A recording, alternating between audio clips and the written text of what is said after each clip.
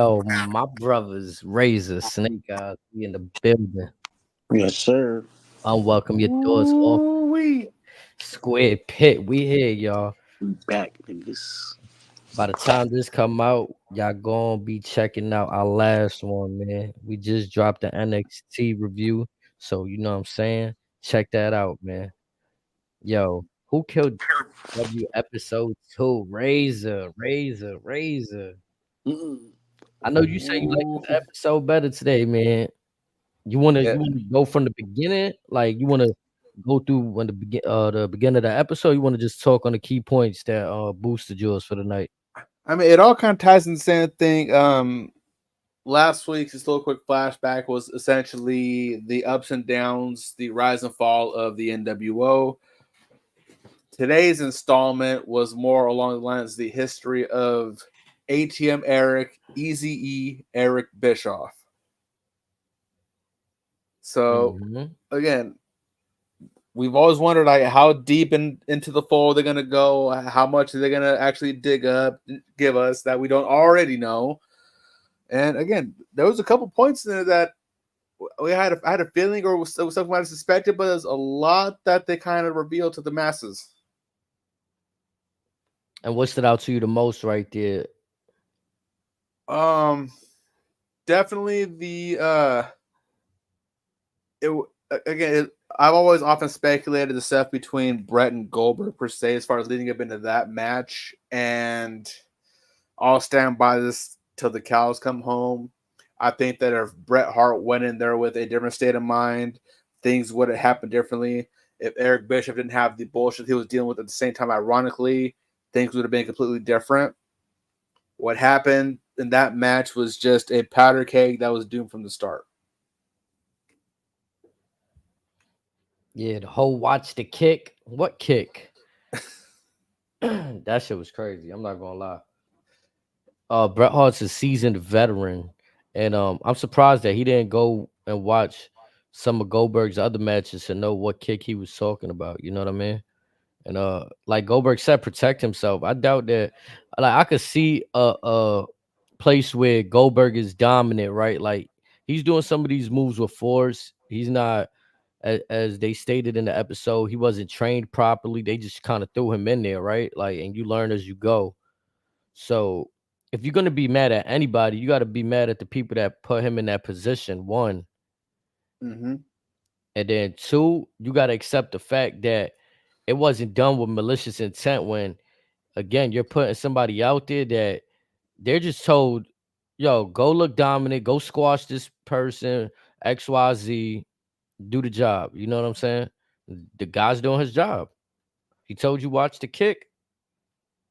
Well, yeah, but you can also argue how often did Goldberg attempt a super kick? I don't Right. think that was a regular move that he did on the fly, unless it was certain shit.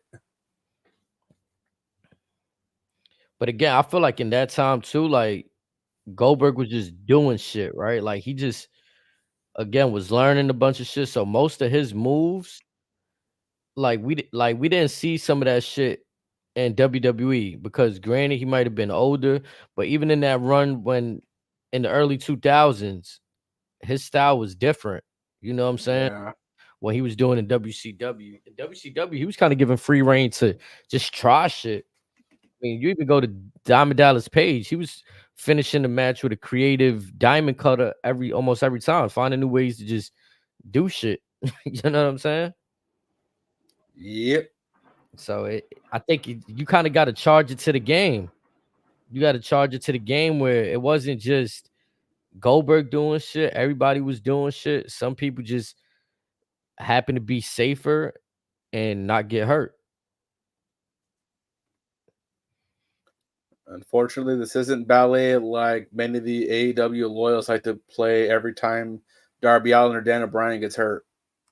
Mm-hmm. Nah, and especially in the 90s too, like we had kayfabe, right? So it's like some things you wanted to make it look more real and dominant, and just like that's exactly what he was doing. He was an undefeated guy. Like we see the wrestlers trained to be more safe, but I feel like yeah, at that time that training to be safe wasn't like it was a thing, but like you heard Bret Hart say it, well, he thought I was just another jobber. So that is how guys treated jobbers. They went in there and beat the shit out of them to get over. You know what I'm saying? To get over. And also, like what they would talk about back in the day, like with the chair shots, for example, if you put your hands up, they're gonna think you're a punk. Yeah, like you kind of got to absorb that pain. It was like a chop bat, even to this day, right? They talk about how, oh, we're gonna see who gives in. They just have a chop battle, and like you said, that first flinch. Oh yeah, I got you. Yo ass is mine. Yeah, that first flinch, I got you. So this tests, and it again, people may agree with it, people may not, but you got to charge it to the game. That's been professional wrestling for years, right or not. That's the world they live in. You know what I mean? So you're gonna have them two sides of the coins right there. Bret Hart salty and Goldberg, like, man, I did what I had to do, and I was on top.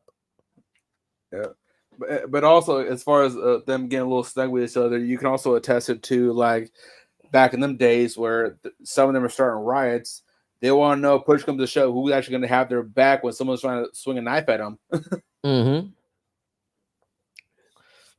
Nah, and like Goldberg is definitely at what they say he used to do MMA too, right? Or like he used to train, do stuff like so. Yeah, he did a little bit of I think Taekwondo or something like that, but while he was in college. Yeah, and I feel like again that was him doing shit, right? Like that kick is more like him trying to show his athleticism, like, oh yeah, I could do it. Like it didn't pan well, it didn't turn out right.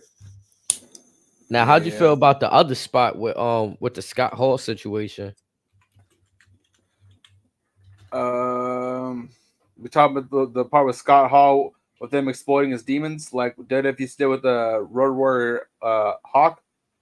Oh yeah, yep. I mean, again, that part's been documented forever, and even they knew that was kind of overboard.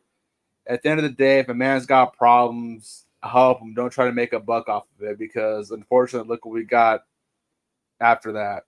But the man is no longer with us when he likely should be. I think go ahead. But also in Scott's case, like if you need help, just ask for it. You know, for me, the most like I don't want to say it was just like this happened in the early 90s, so I forgot the time period, and they kind of laying out dates and years for us here, right? So I kind of forget that, like, even though this is towards the end of the episode, I don't want to skip too far ahead, but like for me, what I said that stood out that Eric Bischoff was going through a lot of heat. That investigation that they say he went under for allegedly just paying wrestlers millions of dollars, and Just to he's get a getting kickback. just to get a kickback.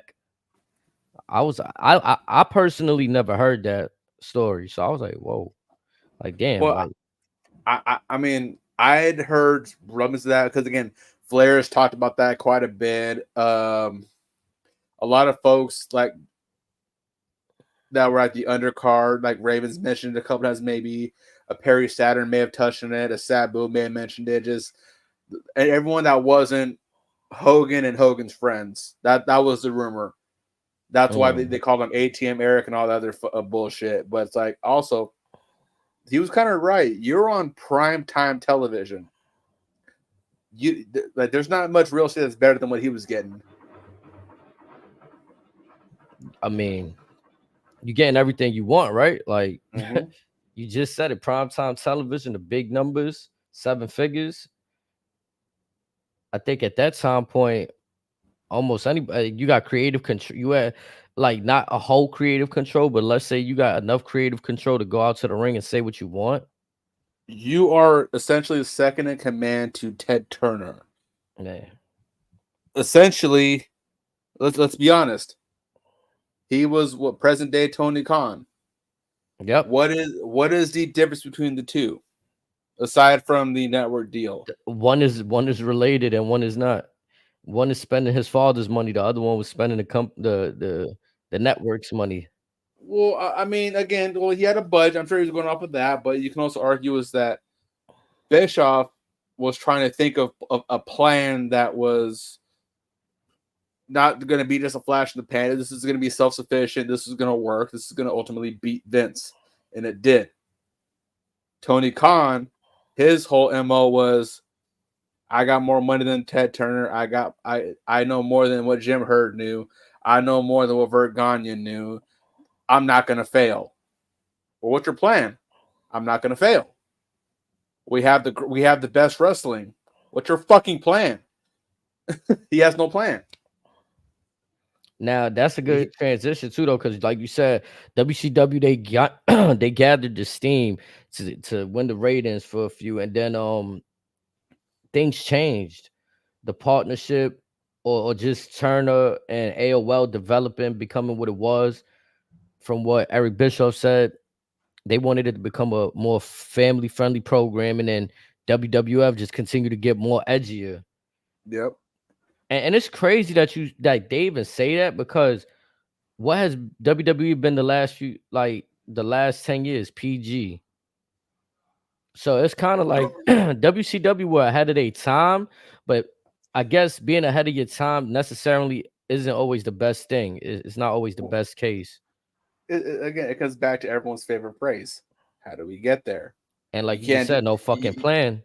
You can't just jump to sex, drugs, and rock and roll to here, buy my toy. Oh, here, buy my cereal overnight. No, that's Especially when you got dudes like Buff Bagwell, Scott Steiner, Scott Hall pouring beer down a set of tits and just chugging the beer off of that. then WCW in this episode, they continue to prove that their booking didn't prove to be any better. Their antics continued to be a reason why they was losing the war. The finger poke of doom. Given the information that Mick Foley was going to win the championship all in one night. Again, this is like I said, remember when I said I get lost in the timeline? I'm glad that this episode reminded me that those two things happened in the same night. Yeah, because I thought the finger poke was a lot later. Yeah, like I thought they were like separate in time. To fucking know that they were done on the same night. What the fuck? And again, that was the downhill spiral. That in equivalence to that, you can pair that to Cody leaving AEW. They've never really recovered from that. January 4th, 1999. Man, that's how you start the fucking year off? Mm-hmm. Shit in the better way. And that was just a pure desperation move, too. That's what's sad. That's one of those, and nothing's going to go wrong. Oh, it did. You made Mick Foley a star that night. Yeah, because then if the clip is true, right? Like, let's say how they did a perfect imagery of showing somebody changing the channel, going right to WWF television, right? Like, I don't know if you caught that, but they transitioned. Oh, yeah, they're going to win. And they show that. Then you see Stone Cold whipping on the Rock and helping Mick Foley. That was way better than the fucking what they were showing on WCW. That's what was even crazier. Like, oh, you really just shot yourself in the foot bad right here. Bad. Like, and then the way Mick Foley showed it, I remember that. That was like a moment like, oh, one of the baby faces won his moment. He deserved it. Everybody comes out, put it, Triple H, put it on the shoulders. Like, that was the first and I believe the only time he was World Heavyweight Champion. Man. That was it. And again, he's in a marquee segment amongst Stone Cold Steve Austin and The Rock.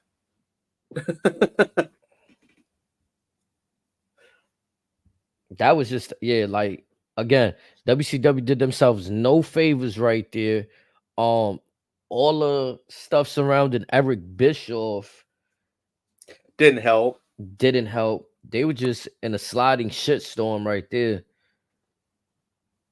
I like with it, like the last, I'm gonna be honest, I enjoyed the whole episode, but the last 10 minutes of this episode got me really excited for episode 3. Oh, because of the little teaser we got of what's to come next week? Yeah. Everybody's favorite punching bag. A Yup. man who was once revered as the brains behind the Attitude Era, the brains behind the WWF. Now under the payroll of WCW, Vince Russo himself, Jim Cornette's best friend of all time. Man.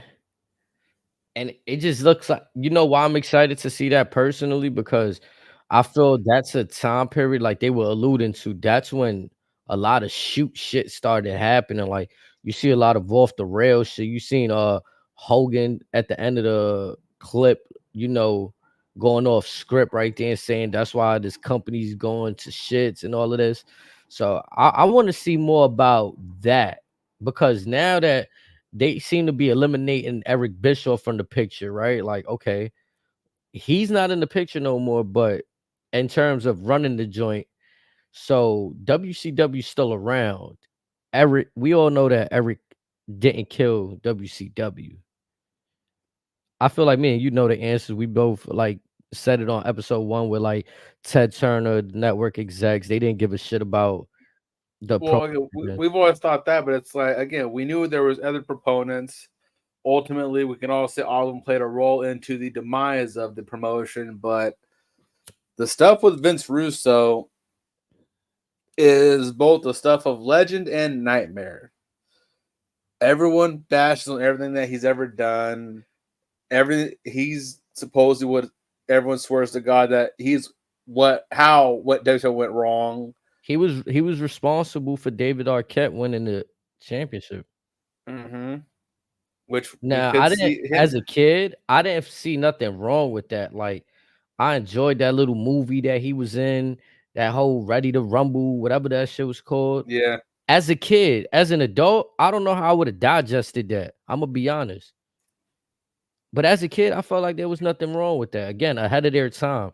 We see this now where WWE is bringing in Logan Paul, even though Logan Paul is night and day over Arquette at that time. Like Arquette at least now gives us effort in his indie run, right? Like, but at that time, it was just laughable. It was just like, all right, we got this dude coming off of Hollywood, is winning the world championship. So I could see in Yeah. retrospect why that shit like that wasn't well received. Well, and also if you recall, like what Nash was talking about, when you have Val Venus in a segment with Jenna Jameson, when you have Mike Tyson show up, how do we respond? We gave somebody an NWO shirt.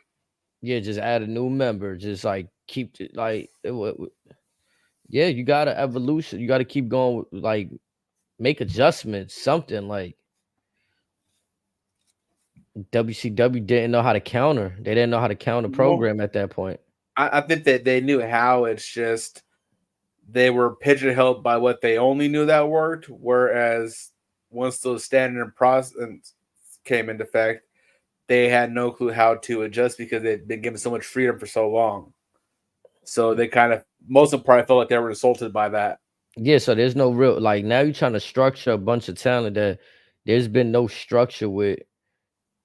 Yeah, it's just too many components that didn't blend in well. And again, at this time, like you said, people don't know AJ Styles was in WCW. Christopher Dance, WCW. You could have been focusing on younger talent, which they've put spotlight on younger guys, put them out there. But again, it felt like more like the same old story. You see the same old guys on top, sprinkled on both shows. Oh, and also there was another now WWE legend that was in WCW, even training at the power plant up until the closing days. That Bring is it to John Cena. John Cena. Okay. John Cena, well, he was getting to get started. He started at the power plant. Mm. So imagine a world where WWE is still around and WWE never gets John Cena. What could have been of that world? Mm.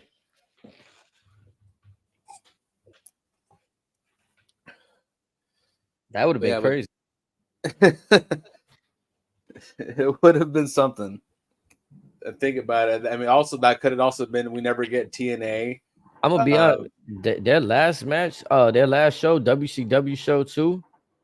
It was unfortunate that it felt like had that last show, that energy that they put into that last show, if that's what they gave without the circumstance of them going out of business, I think the product would have been better. Like that match with Flair, Sting was incredible.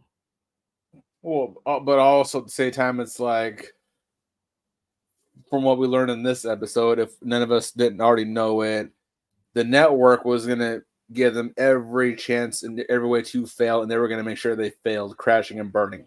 Yep. All because they wanted that little time slot.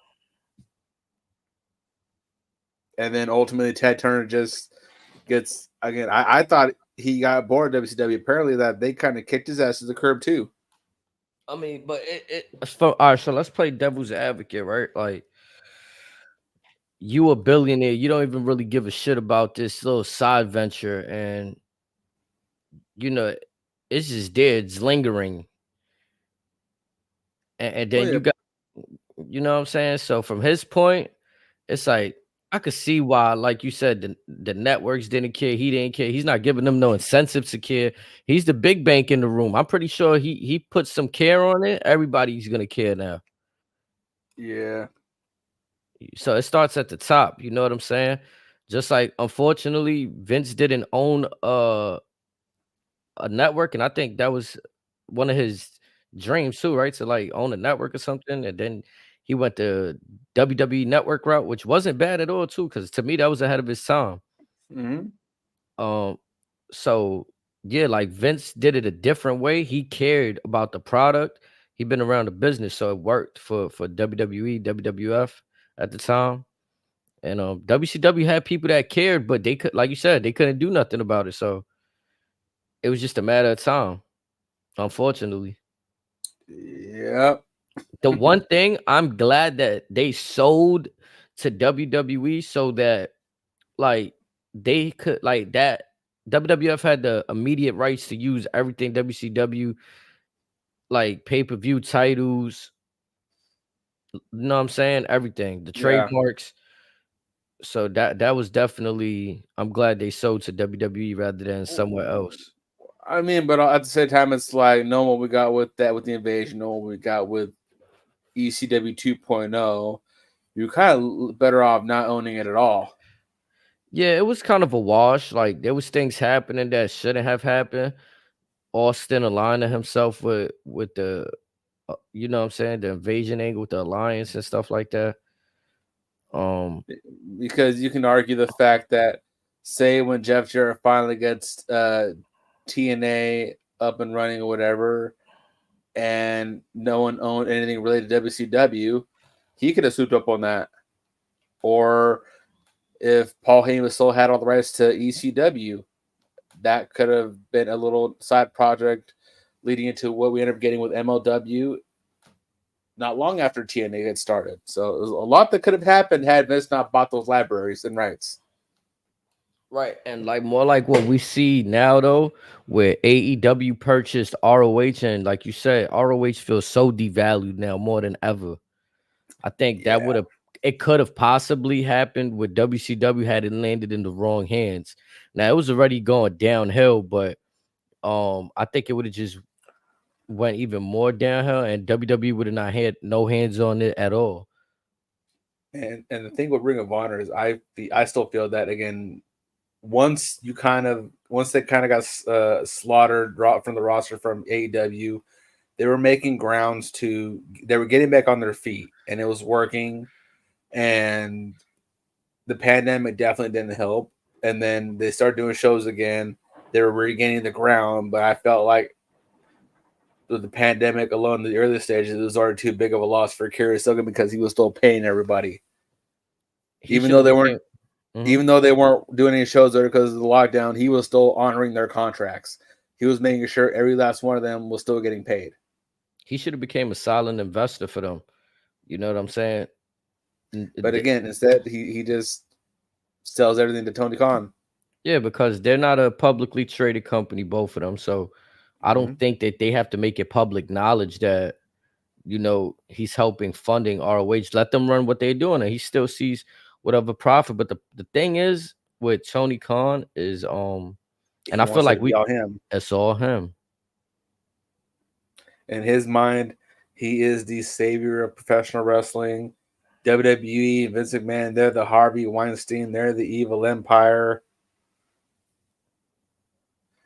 And again, it's like And I feel no like one ever had this energy up until he came in the fold. I just feel like he want to model himself off of the 90s wrestling, Tony Khan that is. Like, and we're seeing like we watched this documentary. Again, if Warner Brothers doesn't want to invest into, we haven't heard no word if they're going to be staying on TNT, CBS. What's going to happen with them? Within the next 4 to 6 weeks, we are going to know something. I can guarantee you that. Yeah, like time is ticking for them too. Because somewhere in July, I didn't catch the exact date, is when their negotiation period ends, supposedly, or everyone's been referencing July. So we will know something then. If Tony's smart, he'll just take whatever money that they give him and whatever time slot he's allotted. Like he's not going to get a Vince McMahon deal. He's not going to get an NBA deal. You just take what you can get. I mean, even like just to continue to compare this to WCW and Who Killed WCW, like I feel like when I look at Eric Bischoff and I look at Tony Khan, I feel like Tony Khan operates where he feels like money can solve his issues, as to where Eric Bischoff, he was kind of, yes, he had money to work with, but I get the vibe that it was more like scrapping and scraping just to get to the top kind of vibe. Like, you know what I'm saying? Like he was doing what he felt was needed to win. And I don't see that kind of effort from that like effort to, oh yeah, no, it's just what you want to do. You know what I'm saying? If that makes sense, what I'm trying to say. In the last 40 to 50 years, he's the only man that put Vince in his place for almost a year and a half. For a year and a half, he was number one on TV. No one else has come close to that. No one else has even sniffed that. Tony Khan thought he could do that overnight. Hulk Hogan tried it with TNA for 1 week, and after that 1 week, he said, no, we're not going to do this. Again, the machine is the machine for valid reasons. Just leave it at that. Stay in your own lane. Do your own shit. The audience will come to you guys organically. When you guys started 5 years ago, everyone had all this faith that you guys were just going to do your own thing, have a whole, like they said, an alternative. All it turned into was, guess what? We're not WWE, but we're going to do all the shit that we ridiculed WWE for a few years ago. You're going to do all the shit that didn't work in WCW, all the shit that didn't work in TNA. But because you guys are AEW and because you're brand new to the game, you should be given a grace period. But we're also to allow these nonstop shots towards the brand. And yet when they clap back at you in a more clever way, or they're not referencing you by name, you want to bitch and moan to the internet. Make it make sense. I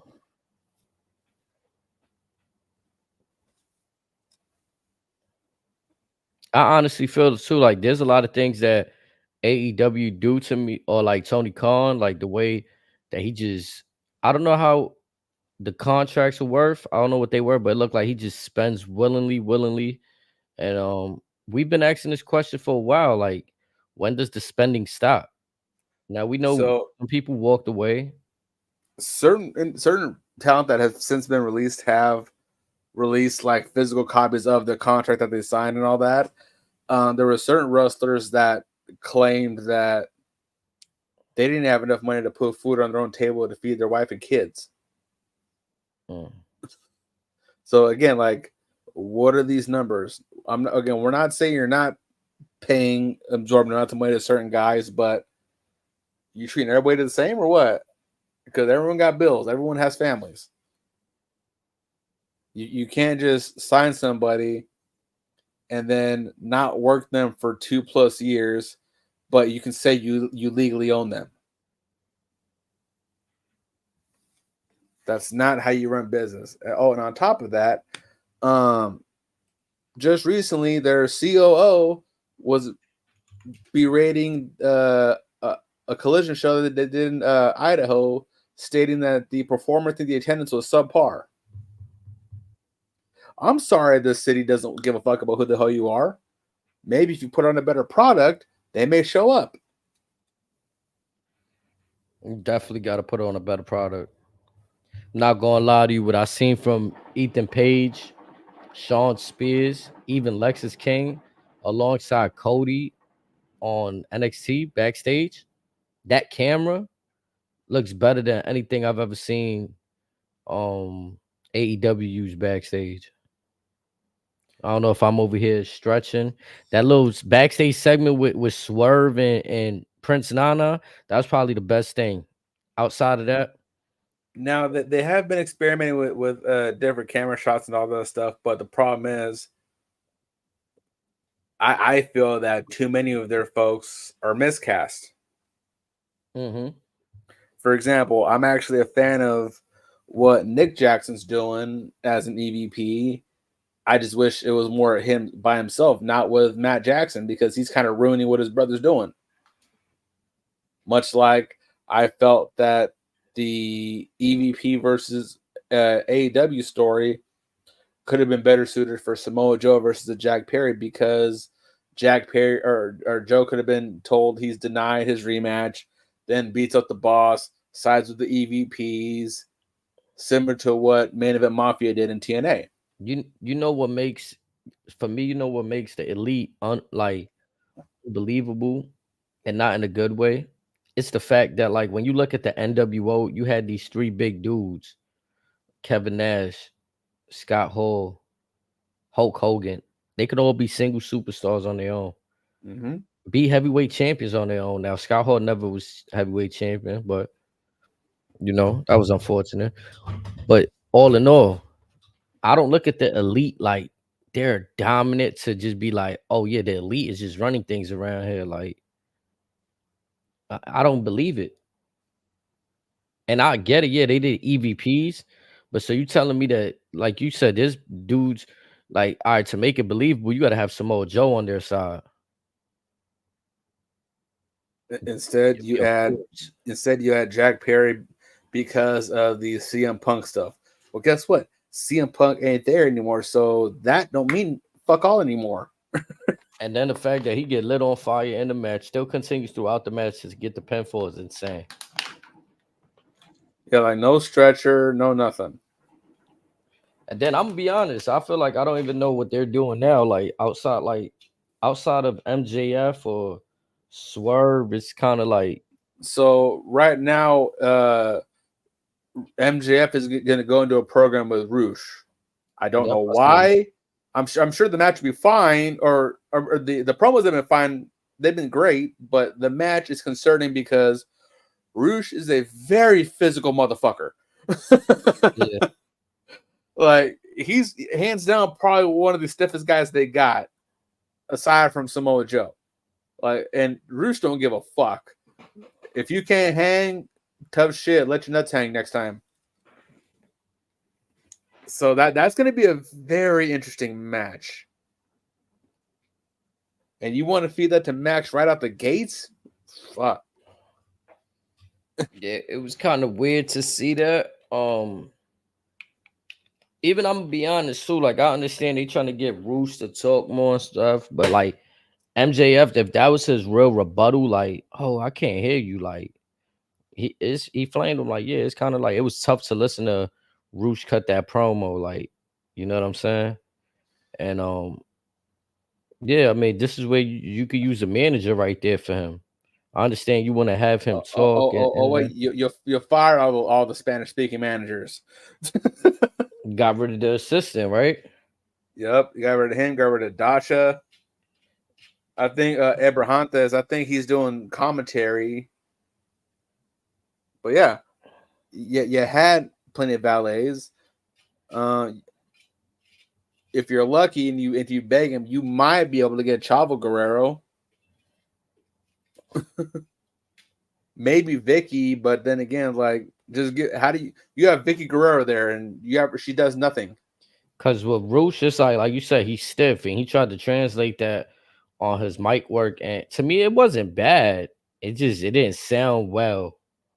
You know what I'm Yeah, saying? and that's just because, again, his English isn't the greatest. Nothing against him. It's just one of Yeah. those things. To make it a little bit better, just find an English speaker. It's Yeah, not the end of the world. right. And so he get in that bag where he comfortable talking like Andrade and shit. Or Mhm. you know what I mean? Then yeah, let him talk. Felt they kind of rushed that part for him. I would like to see how they again MJF. I hope he don't get hurt in that. Like that'd be unfortunate. At that point, I've been saying this though for maybe a while. That like I don't like how like if I'm playing a video game, you know, if you ever play WWE 2K, you in the manager mode and shit, Mhm. and you booking these guys in matches You week see, after week. the fatigue The level fatigue- go up little by little. yeah, and then they eventually get injured. Like It feels like a Max Cam bag. He's still not that yellow orange level. That could jump to red, could jump to back being yeah, injured. We don't know. yes, it definitely give me vibes of that for real. Because like you said, sometimes we just all right, this guy got hurt. He's coming back in like less than 2 months time. How? Look at Danielson. Yo, he breaks his forearm. He's back like next week, and then like Okada broke his face and he was back 3 weeks later. crazy. I don't understand it. And also, I guess you see the noise with Dax and Disco Inferno going at it on Twitter. Nah. So I guess Dax put out a very long statement discussing that. I don't know if he's taking some time off or he recently took some time off or whatever. Basically, again, because he's got these giant bruises on half his body from the Anarchy in the Arena match. And Disco kind of took a couple of shots stating, you just killed all your bosses' shtick about you guys being the safest promotion in the world. So they went back and forth for a minute, and Dax trying to justify it, saying, "Hey, look, it's not their fault that I didn't tell them I was fucked up." Dax, we've known you've been fucked up for the last 3 years. It's like, again, over there with you guys in AEW, it's very obvious, unfortunately. And with them being supposed licensed physicians, they should be able to tell the signs right away as well. Especially if they've been in a wrestling locker room or any kind of sports locker room. You know when an athlete is banged up and you know when they're hiding it. Or at least you should. I mean, then to me, it's just I always felt a way about like, all right, it's part of wrestling, but when these wrestlers have real life documented injuries, why are we putting them in spots flirting with the like like Ricky Starks? Anything that has to do with his neck, I'm just like, man, like why you know, like At what stage are you going to be a boss and keep the talent or protect the talent from themselves? right. Coaches do it all the time in the NBA, NFL, MLB. Coaches do it in boxing and MMA bouts all the time. Hell, even owners do it with certain sports franchises. You put the athlete first because that's how you extend their longevity. The minute you let them do whatever the hell they want, well, guess what? You're going to have them for that much time less. The Sammy Guevara stink spot on the table, we didn't need that. The Sammy Guevara spot with the ladder and Jeff Hardy, we didn't need that. Hell, even the one with Matt Hardy off the scaffold or the cherry picker. When he busted his head, Yeah, and then they we didn't let need that. And then they let Matt continue the match. And I thought Rebby Hardy was going to just fight Tony Khan her own goddamn self. Yeah, we didn't need that.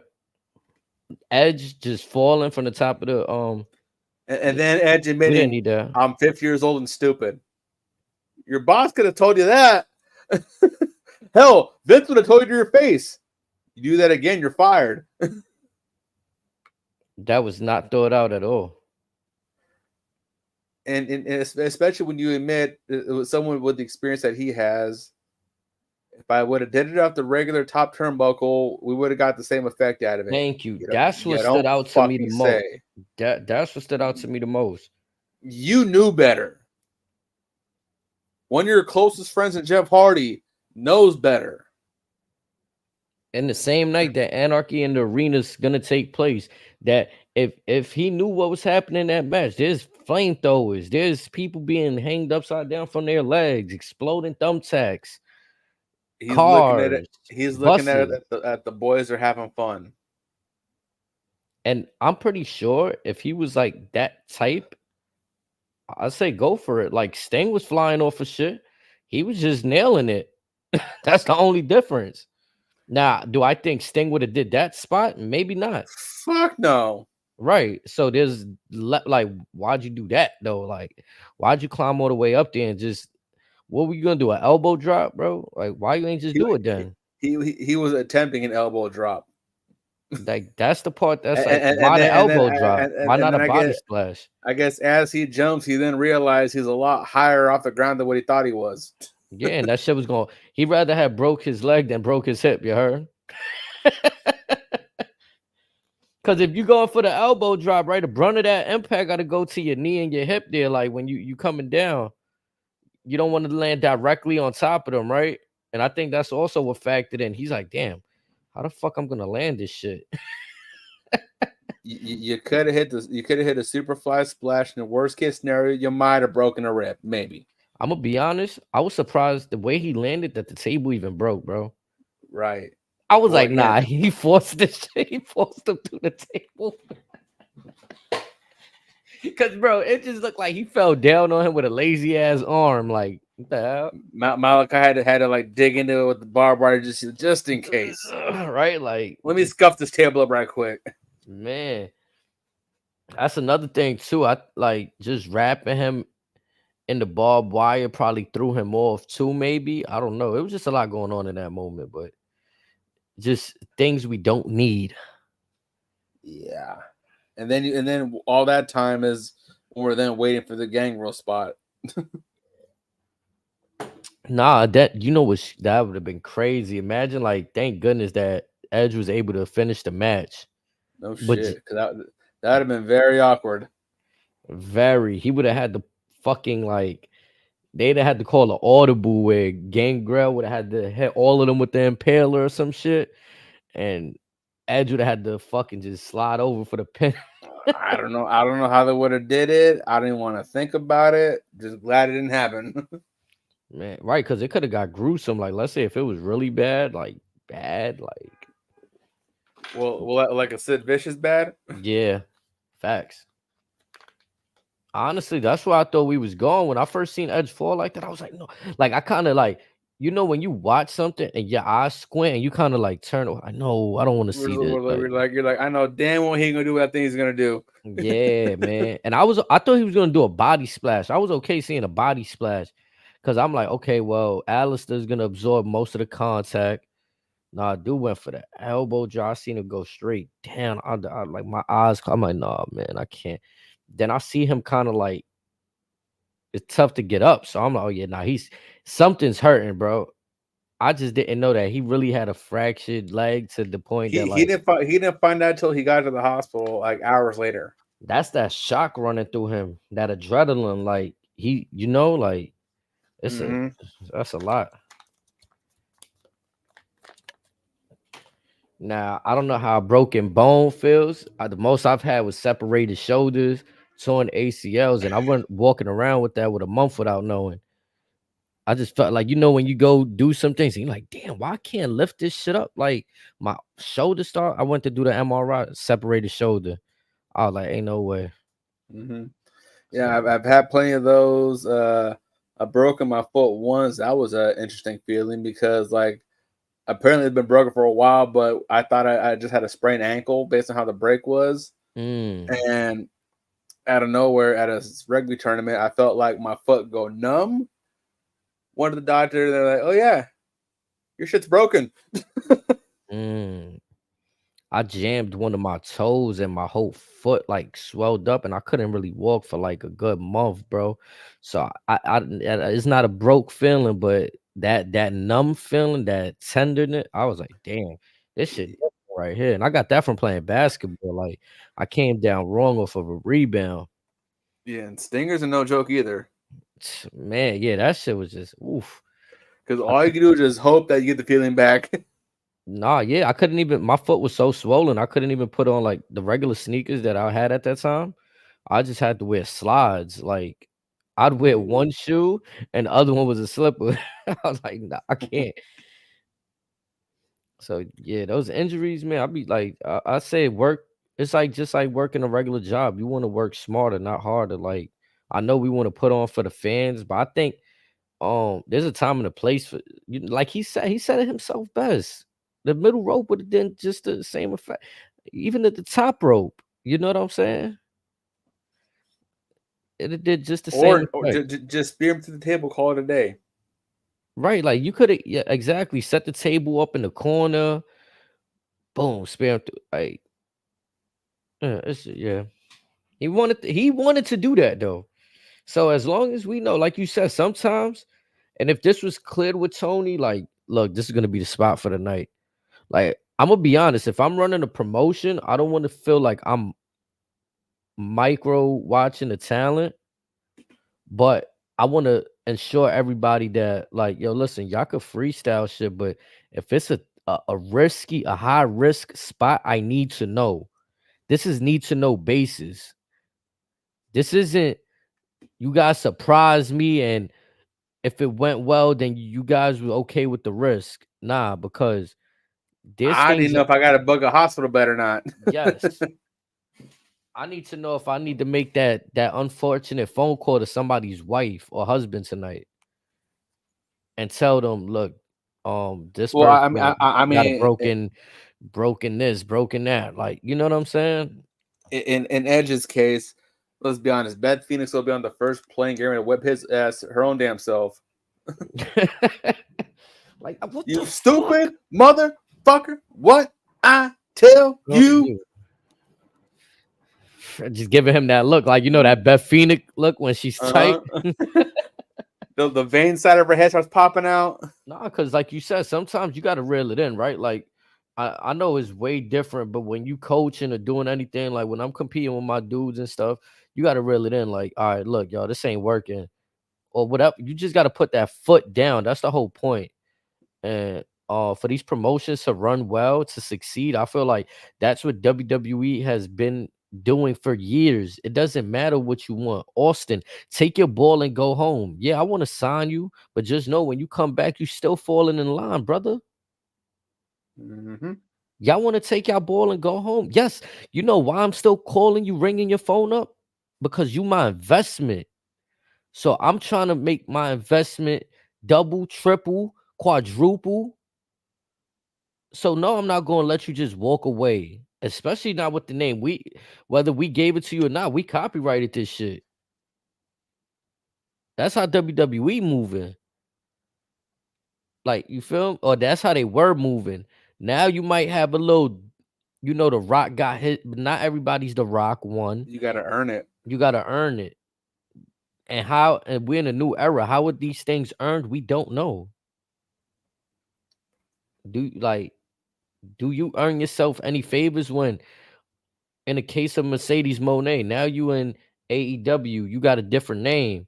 But nah, I mean, like, if there was a world where you played your cards right, could you have your name Sasha Banks, where like the WWE right now be like, you know what, here, girl, you put that work in for us. You know what I'm saying? You gave Has us she 10. leaves it? Has she Mhm. leaves in a different manner? Maybe her just walking out kind of like seal the deal. Right. Like, there's still people in charge, like Triple H or others, that might look at that like, damn, like, nah. I mean, even though we got Naomi back, but we feel like the real trailblazer in that was Mercedes. Like, you know what I'm saying? We knew she was unhappy for a while, and we knew she wanted to make the most noise. I think Naomi, she wanted to make her own name, but ultimately being on the road, maybe the best decision was to find her way back to her husband. You know what I'm saying? Well, also in Mercedes' case, you can also make the argument that once she had a little stint on Mandalorian, she probably thought she was bigger than what she really was. Facts. So now she's learning, no, I still got to do some work. Right, because on the Mandalorian shit, they was crediting her name like as her real name, not even as Sasha Banks. Yep. Right. So yeah, I could see why she like, nah, I mean, she got, nah, I mean, got her actual name up for real. Like, that's nothing to sneeze at. Like, I'm not gonna sneeze at that. Like, oh, I could just go up there and be on the Mandalorian. You know what I mean? But again, most of that popularity and notoriety came from you being on a platform provided by the WWE, which I think people lose like They lose focus sight of on. it. Yeah, they lose sight. Like, I don't want to say like this shit is like, we know what it is, right? So it's like, obviously you guys are kind of like paid actors, bro. And the better performances y'all put on, you get in better position in the company to do better things. That's the most basic, bland way I could put it. The wrestling aspect is a whole different mechanic in itself. But when I'm talking about the formula that is WWE, you go do what they tell you within the parameters of you showing them your worth. You know what I'm trying to say? Like, it's kind of what our truth does. Like, he's set in stone. I don't he probably does want a world championship run. But in his book and his career, he was happy doing what he did in his tenure in WWF, WWE, TNA. I Because he knows believe, the crowd's eating it up. yeah, like we still, whether he was heel, he was a good heel. We booed him. It wasn't like silence, like just go away, kind of. It was kind of, we bought into the little Jimmy shit, the whole beefing with John's. You know what I'm saying? Him saying he's going to throw Paul Heyman over the top rope in the Royal Rumble. Yeah. Coming out saying, "Oh, I'm going, like, I'm going for the Money in the Bank, and it's a Royal Rumble match." Or going for a hot tag in the Royal Rumble match, like just doing crazy shit. Like, okay, nah, he really making his work, bro. He making entertainment. He's not worried about. I think sometimes you got the two types of people that's like, they don't mind entertaining, and then people want to be recognized for the in ring work, which I think both shall be recognized. But like we see in AEW, that's not what's bringing in the numbers. In WCW, that shit wasn't bringing in the numbers. The way that WWE started laying shit out was like, you had like a dope, like you said, Jenna Jameson. They said it on the show. Kevin Nash, Jenna Jameson with Val Venus. That's like a dope. Whoa, that's like a dope. That's like a step away from a. That's like dark Showtime, right? Or Showtime, whatever they call that shit. Showtime after dark, HBO after Yep. dark. That's like a step away from that. Like, whoa, they putting out. Nah. Then you got the shit like Mark Henry and Mae Young. Like, oh, whoa, like, like it wasn't Katie just like, Vick. yeah, like they had shit going on, even though it was wonky and wacky, but it made for must see television. As to where I feel like WCW, they relied WCW, AEW, they relied on just the actual wrestling and beating people up shit. You'll have one cool storyline here. Like, you had the NWO. I think like that was the coolest shit WCW ever did. If you take away the NWO, does WCW, we even talk about them? Nope. Maybe not. No. Nope. Like, WCW got put on the map because of NWO. And I feel like same could be said with AEW. Are we really watch if Tony Khan makes this company by himself without the Young Bucks, without Kenny Omega, without Cody Rhodes, without Chris Jericho, and just the inception of the young people that he said that this was supposed to be about? Do we really watch it like that? Well, again, it's entirely a different program. Right. But that no, But but then then I still see him doing what he I did now, bringing them guys in. well, again, at that point, if you take them out of the equation, you take away the guys that heavily influence them. So therefore, we see an entirely different Tony Khan. We may see one that's more inclined to listen to a JR, more inclined to listen to a Jeff Jarrett, a Taz. We may see an entirely different product. Cause what I feel like too is like this whole little like I don't know if it's just me, but people are more receptive to the working relationship that WWE and TNA have rather than when AEW and TNA had their relationship. It was more felt like, oh, AEW just allow their people to go wherever. Well, like I said, that's it. It felt theirs felt forced, whereas WWE. This is something that again, even when Vince left, we always wondered, all right, are they actually going to work with others? Triple H is trying to tell everybody we are an entirely different world now. We would love to have your business. We would love to do business with you. Just hear us out. We're an entirely different program now. Is it safe to say this? Can I say this about the Forbidden Door? Fire away. Okay, so why was the word Forbidden Door created? Because in my opinion, this is just my opinion, dissecting what I knew from wrestling. The word Forbidden Door was made because WWE didn't acknowledge outside wrestling, right? Traditionally, yes. And then But Tony Khan tried to turn to a cheap money grab. right, so you got WWE not allegedly letting people in, so the IWC terms this coin the Forbidden Door. Whenever you see like maybe you see somebody from a different company, oh, they walk through the Forbidden Door, but I don't. Traditionally, if there were like, look at AJ for example, everything that happened at TNA, New Japan, Ring of Honor, that didn't exist in Vince's eyes. Right, correct. When Sheamus, Drew McIntyre came from the European Indies, what they did then didn't matter. What only happens is what happens in Vince world in WWE. Right. So that's what I'm saying. Like with AEW, if you're already working with New Japan, AEW, if y'all already, if your thing is y'all work with everybody, then nothing's really a forbidden door. Right. The real forbidden door is if y'all get that working relationship amongst everybody, everybody's on the same page. Then we could have a real situation where it's like, oh no, the forbidden door has completely been busted open. And you don't get that unless Tony Khan can butter up to Triple H. Right, because if you're telling me forbidden door, I think that door is still closed. You selling me a pay-per-view of a door that's just like a closed door. You're not selling me a the window might be open. But you selling me the pay-per-view poster of a closed door instead of an open door with the whole brand, every brand in the door. You know what I'm saying? In the visionary of the doorway.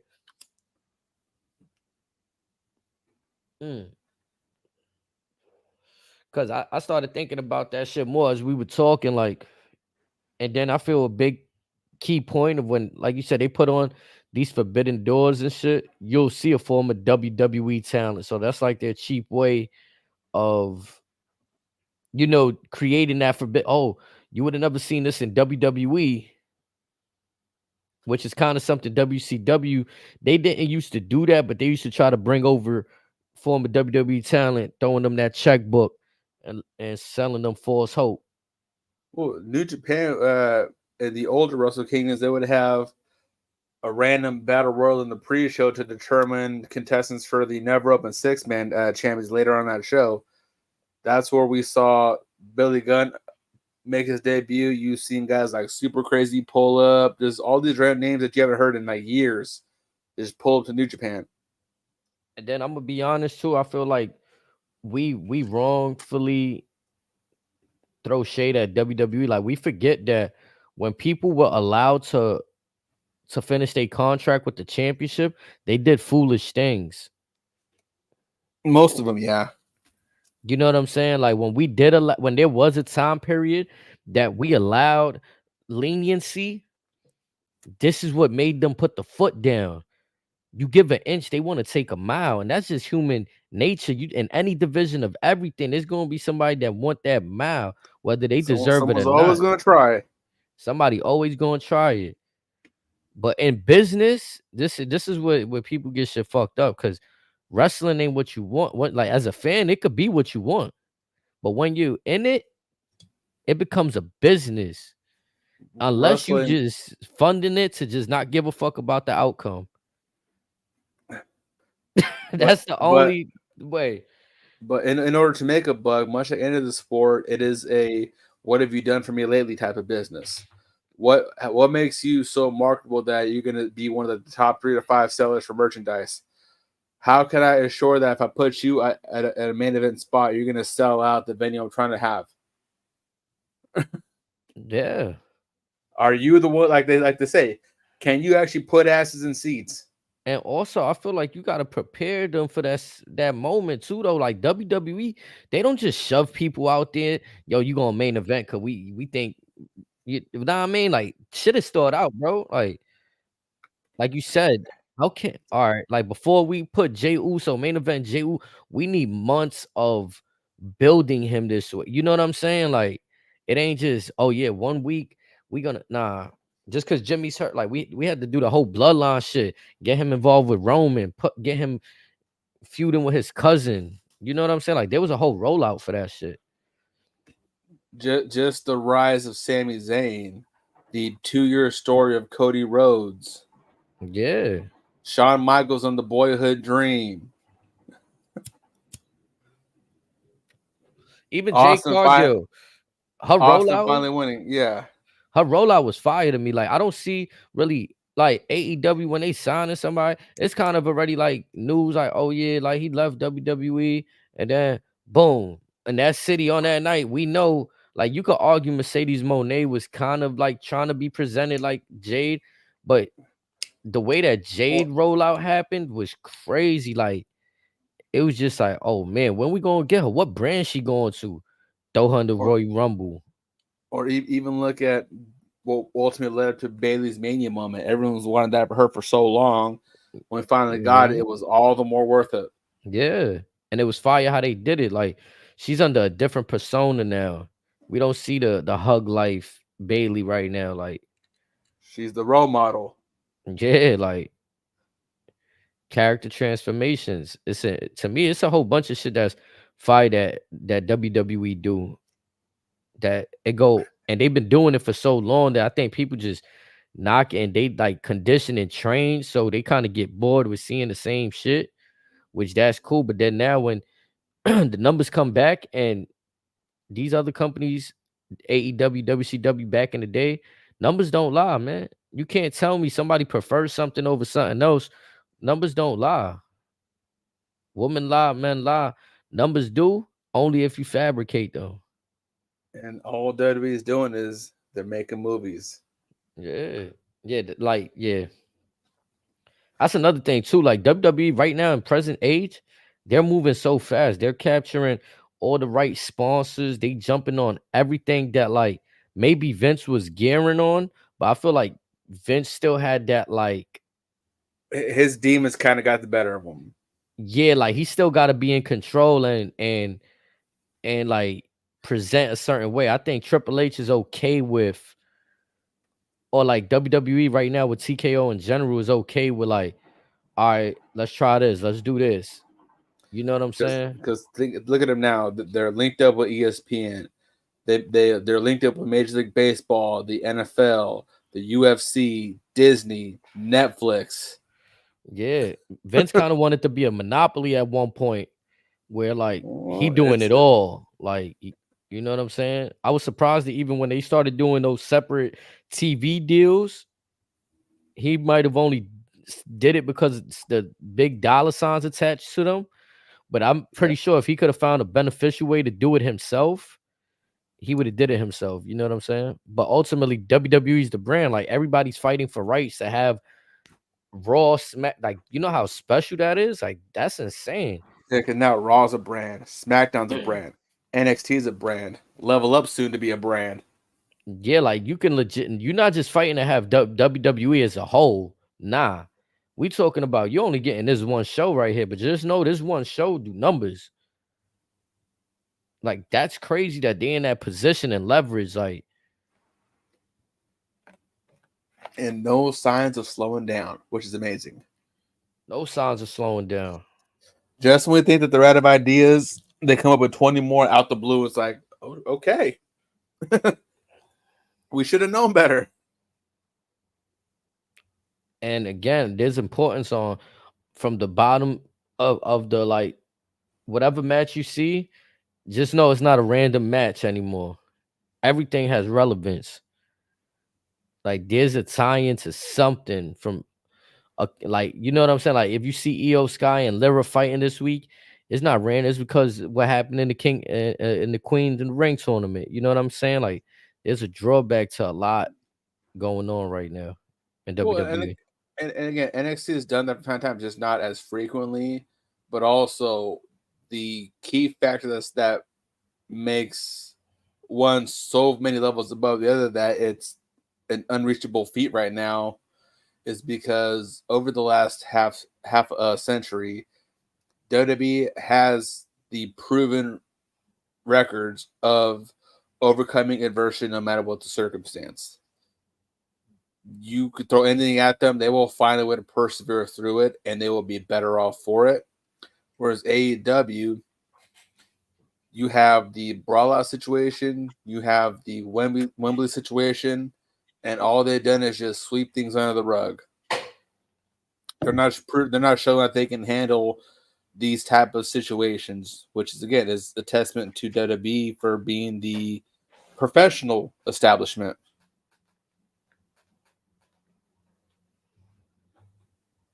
That's it. I feel like we talk about who killed WCW. We about to be talking about who killed AEW soon.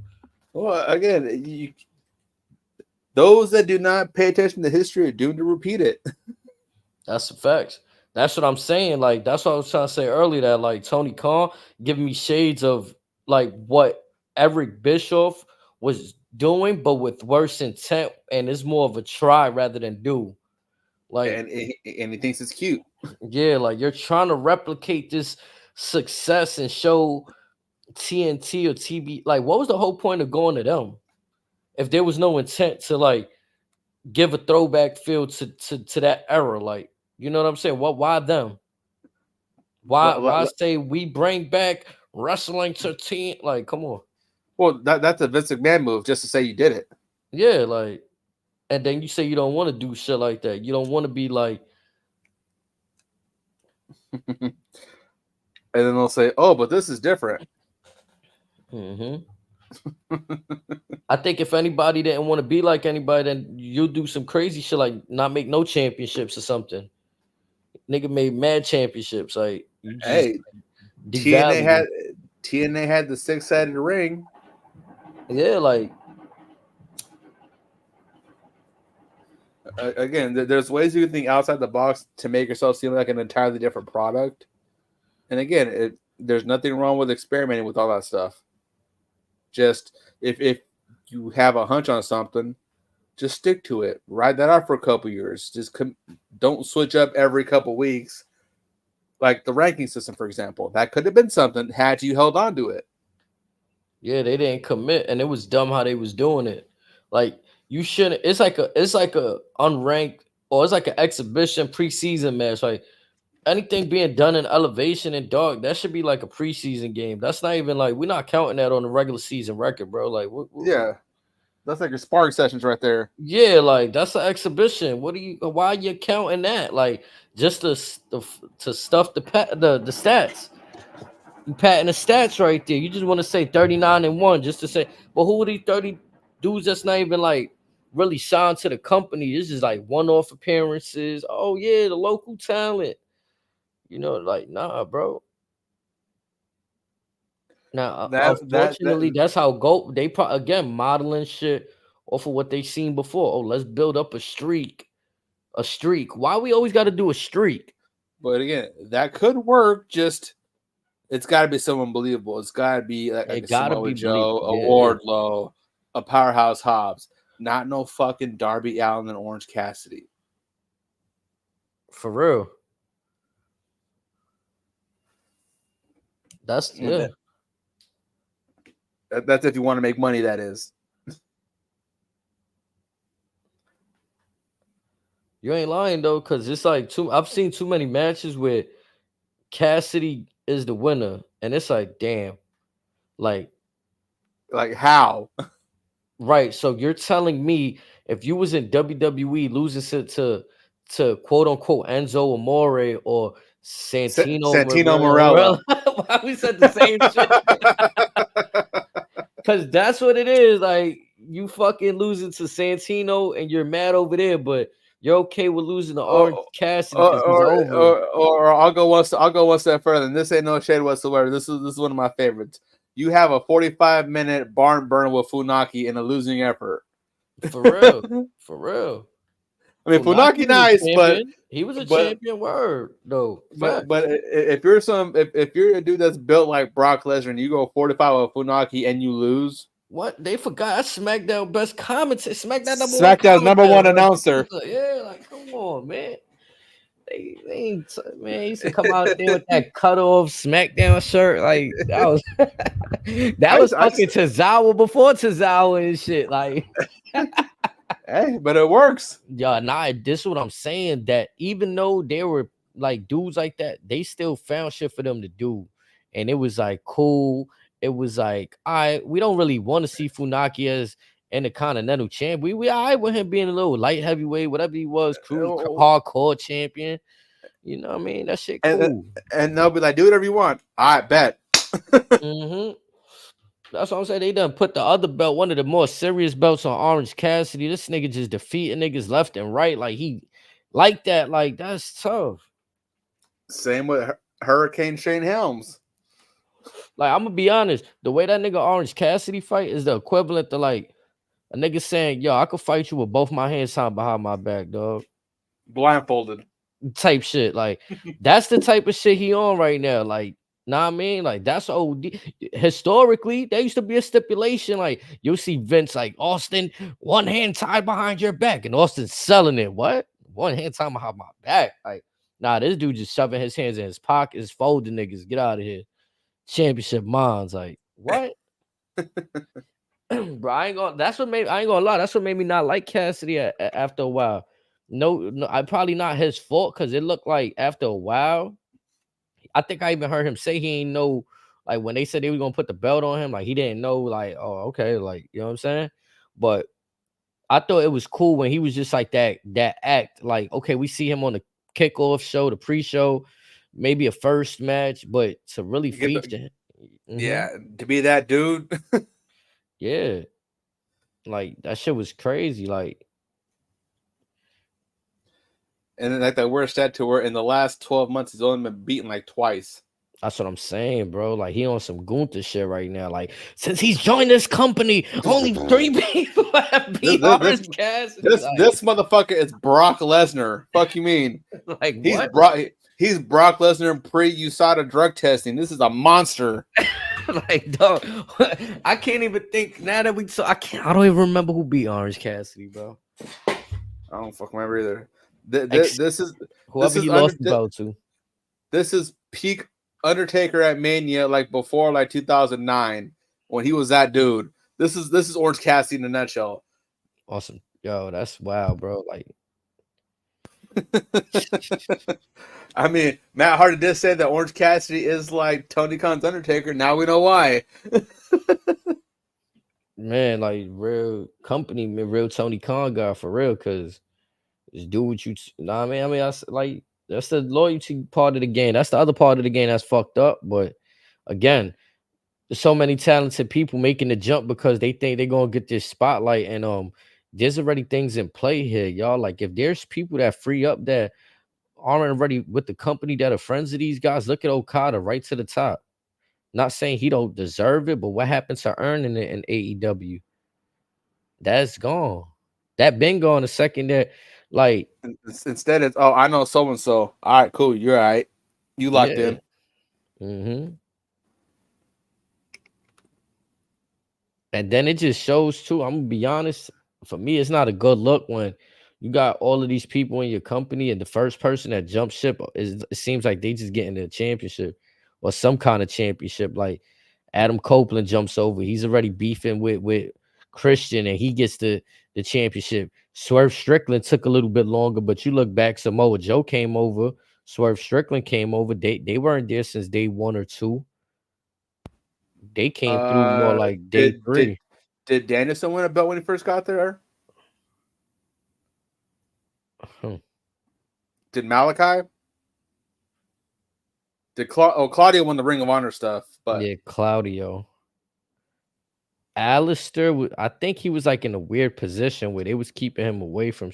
But did he beef with Cody for the TNT? Yeah, but I don't think he won. Yeah, see, at that point, the TNT That was was more. right before Brody came in, I think. Mm-hmm. And again, like you said, when Cody left, they kind of lost their identity. Like that TNT championship was more homegrown back then. A lot of shit was like it felt more homegrown, right? Like, okay, you're not just giving it to the outside, with the exception of Jericho, but that feels since he been away from WWE, it didn't feel like a direct jump. Like he did his little stint in Japan, whatever the That case may title, be. that title meant something when you had Sammy and Scorpio Sky trading it off. Mm-hmm. And then, like I say now, okay, you got Mercedes. She just came over, wins the championship. First match, pull the page over Nikki Bella. Yep. Will Ospreay comes over, wins a championship.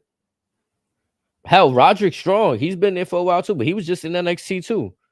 They gave him the chip. Well, he's been injured for a while, and let's be honest, we'd much rather see him with a belt than Orange Cassidy. Like, at least when he does, he actually can do some shit. Facts. But I'm just saying though, like they have all these people, all these talents, and they just heading away. I think what they just bring back Scorpio Sky the other day, or what? Did they? I don't know. I felt like I seen something with him, but I'm not sure. I I don't would have remember last to time I see. seen him. Let me And see. like what I touched on the other day, where's Miro? Big Bill, like just because he's in a new tag team So with. I think he got renamed secretly. They pulled a Vince move back. Jericho calls him Redwood now. Oh God, that's kind of wild too. Yeah, they pull some Vince shit now. They're changing the names without even telling nobody.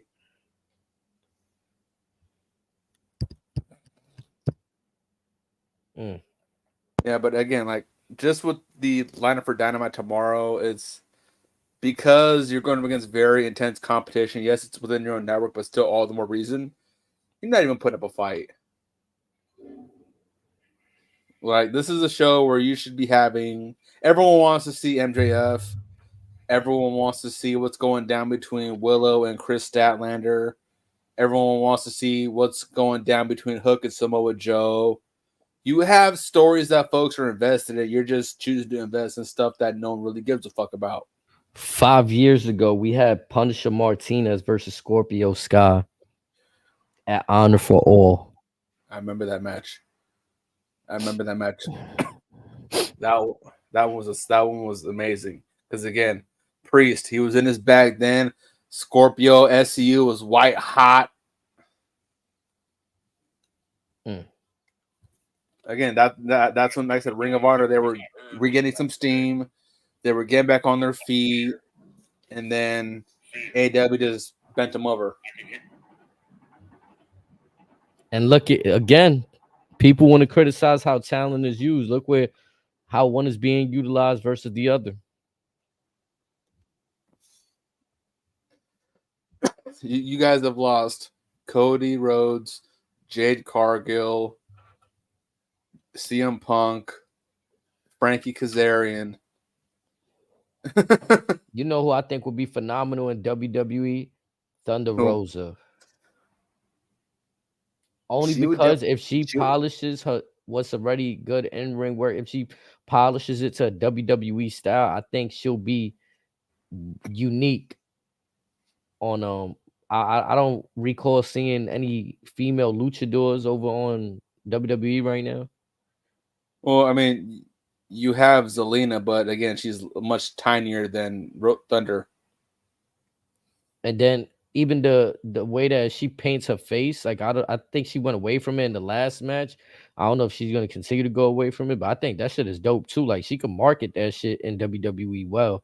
Think I don't know how well AEW marketed that, but it's like a Rey Mysterio situation there where like they got something there, and WWE seen it with Rey Mysterio. Oh nah, we want you with the mask, brother.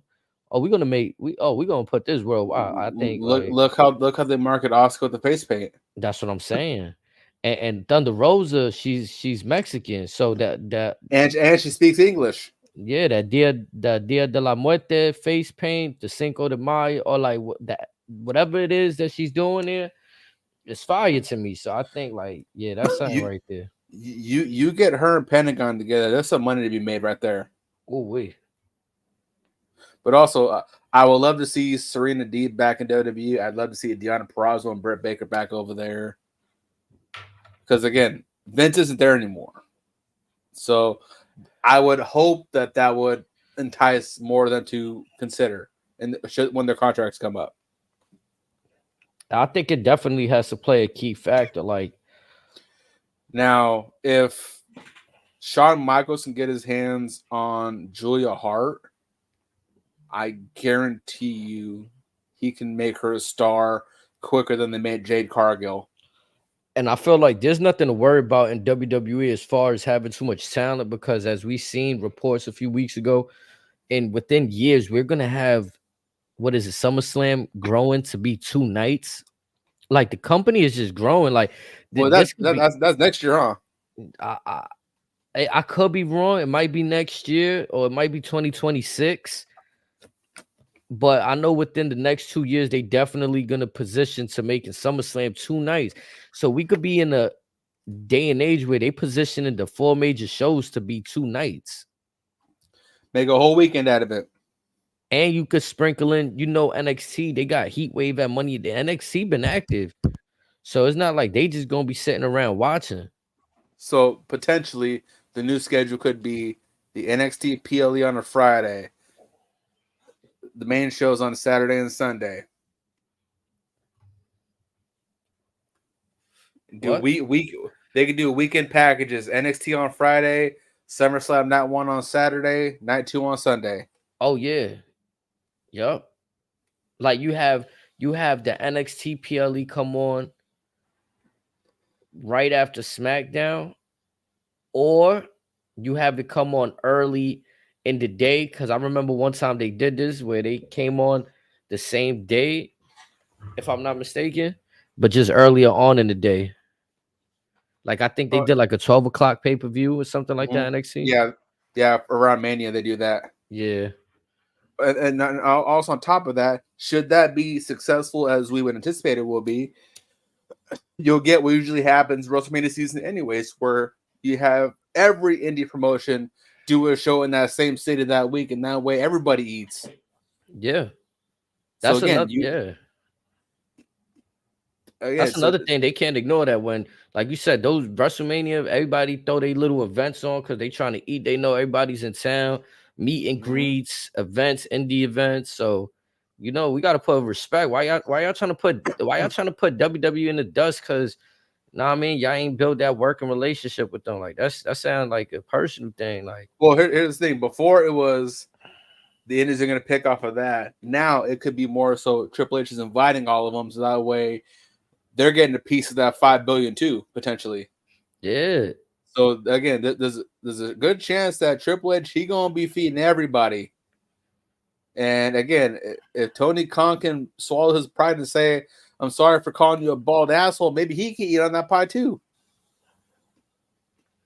The thing is, before that even happens, they got to do a real reality check. AEW, like they really got to look in the mirror.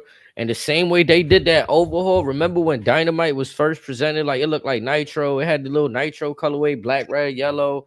And then now they position to this blue and red bullshit. Like they need to kind of go over another underhaul, but one that's genuine, bro.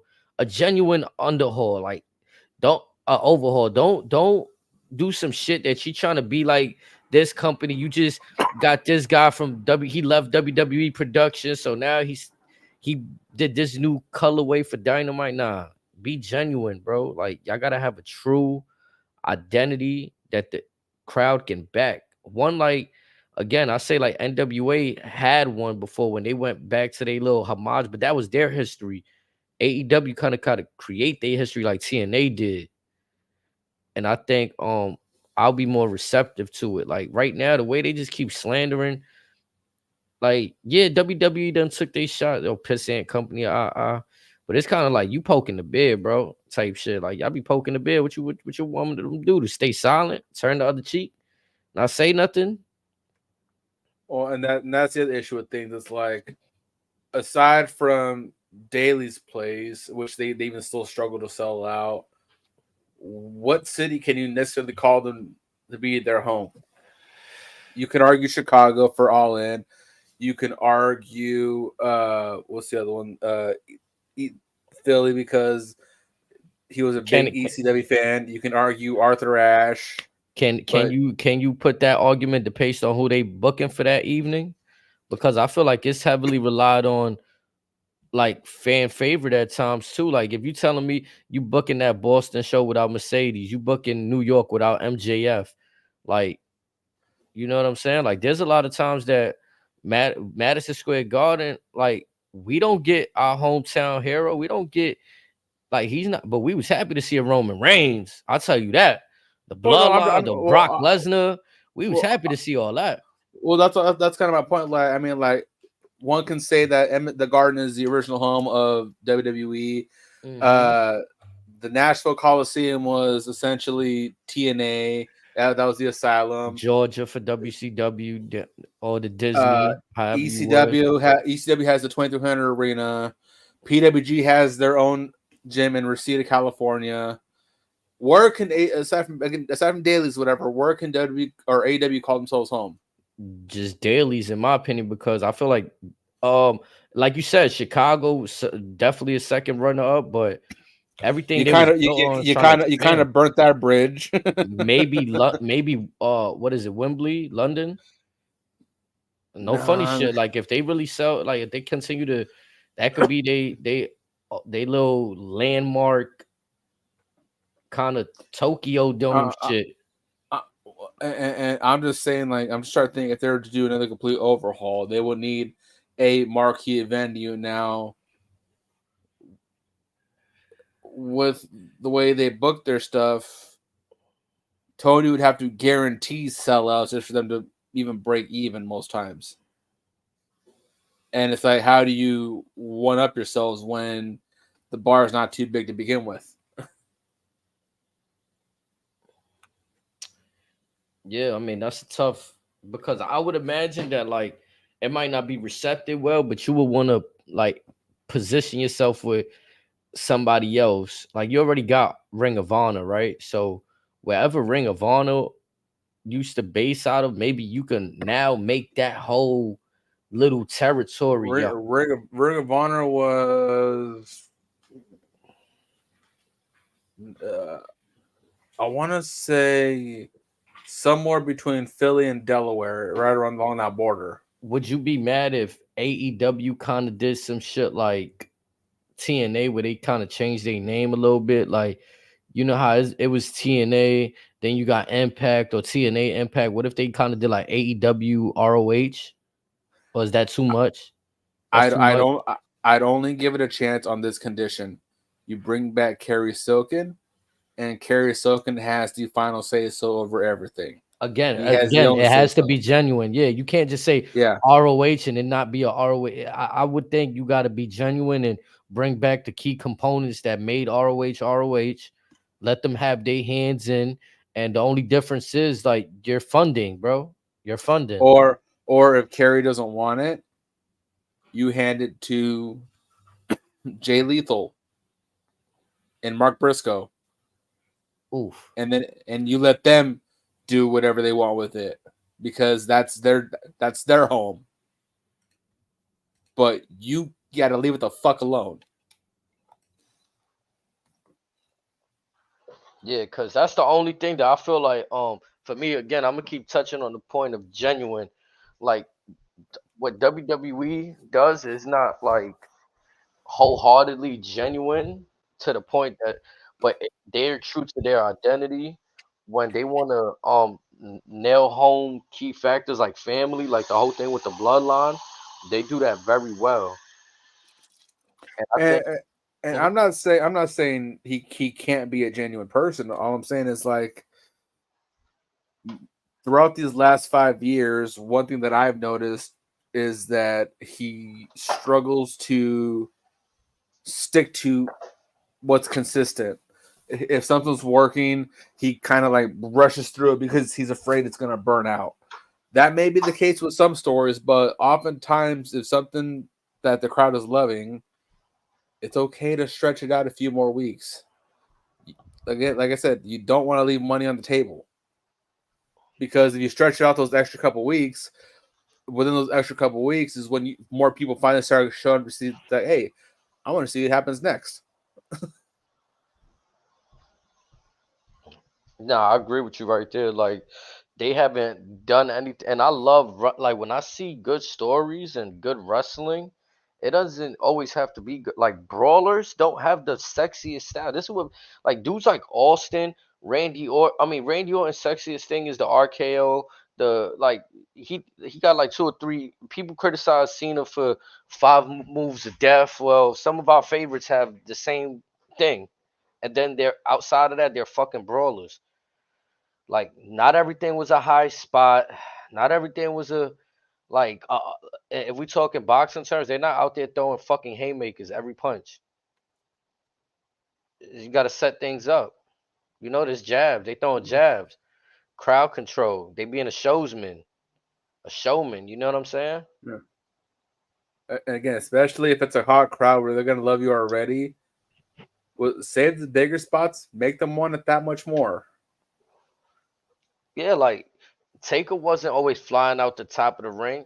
You'll probably see that shit in a match where like, all right, this is another hot. Like you'll see it with Shawn Michaels, maybe a Kyle, like dudes are significant. You wasn't seeing him do that shit with like he ain't have to do that shit to like fucking like a Tajiri or some shit or you know what I'm Or saying? Like look at the infamous Triple H Reign of Terror. He wasn't bringing out that sledgehammer for shits and giggles. correct. That's why I like the chairman shit Sean Spears was doing. Wow, how simple. You fucking hit people with chairs. Now you're the chairman. Mhm. Like why has nobody did this before? Like it was it's just it's so it's it's amazing how much mileage you can get out of the simple things. you feel me? Like I thought it was so like I don't know how everybody else fucked with it, but I thought they had something there with that. Like, oh no, oh y'all the real y'all EVPs and all that. But I'm going around. I'm the chairman, bro. Hold on, real quick. I have breaking news. Oh yeah, I'm for it. Come on.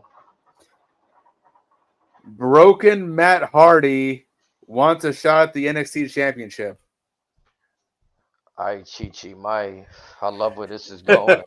I'm not gonna lie, bro. I might have to do the rock right. Yes, bro. Cause I just got these goosebumps that ran from my shoulder down to my left arm now. Ah, The man. minute you hear delete, it's over.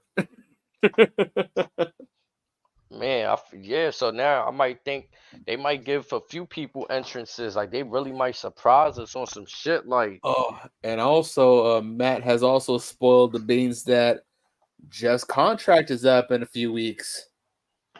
bro, I ain't gonna lie. Tony's doing the right thing, low key though. Like, he not holding niggas purgatory. Like he is by default that they on con, but like he not really like re-signing them if he not gonna use them. That's the one good thing I do say. Like, Oh, don't. we don't know. Again, Yeah, we don't know, but that's what it appears like. Like he just letting these dudes like walk right now, unless. He is put like you said. We don't know. He could be making these offers, and these niggas is just like, nah, nigga. Like I'm out. It could be like real talk. It could be that way. Like, listen, Tony, I'm not with it no more. it could be that, and like you said, it could also even be there. He's probably counting his coins in the event that Warner doesn't come through with a deal that could, in theory, fund the show. Hmm That's got to Yeah, be a double whammy. You got contracts running up. There's no TV deal in place, and Again, I feel like it's different when WWE do it. They're more like weighing their options. And Like, their shit signed sealed 2-3 years in advance most times. and most often than not, if this deal don't fall through, they got another network waiting, salivating for that moment. I mean, shit. At any point in time, Triple H can just say, "The Saudis is paying for all this." Cause right now WWE is red hot. They were striking those deals while Vince was around, still putting out a mediocre product or a product that we weren't really happy with. The best thing that came out was the Bloodline story. Yes. Um. Outside of that, though, right now, of, The Rock of coming back, TKO. I think everybody wants their hands on WWE. $5 billion Mm. just for Raw. That is wild. And then even look at the NBA. They just locked up what, 76 billion across 3-4 networks or That's something like insane. that. And they're still willing to give a TBS a couple games too for a price.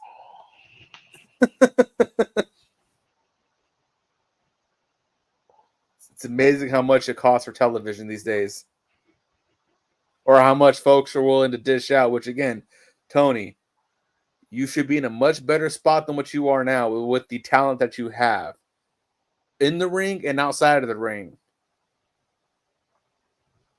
We shouldn't have to be worried about your rights deal because of how much talent's over there. But here we are in the 11th hour.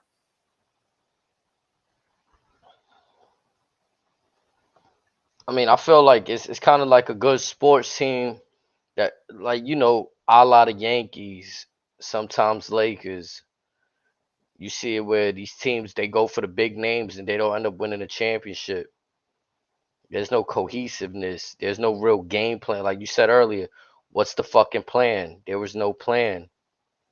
You know what I'm saying? WCW, no plan. AEW, no plan.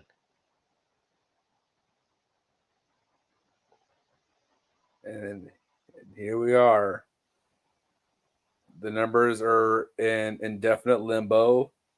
They show signs of life these last couple weeks, but tomorrow is a very, very important evening for them. Yup, we shall see. Cause tomorrow we do have AEW coming on the same night as the NBA Finals. And I'm probably going to be watching more of that finals because Luca's playing like he's on life support, and Kyrie is nowhere to be found, it seems. And then I'm gonna be honest, one last topic, one last thing before I go. I just wanted to say this because I'm thinking about it too. If they ever do an AEW ROH thing, and you have the luxury to have 2 to 3 shows that you have, that's the time to. I don't understand why you don't have 2 brands, bro. Like, fuck this collision bullshit. What's the other shit called too? What? Like all these Rampage?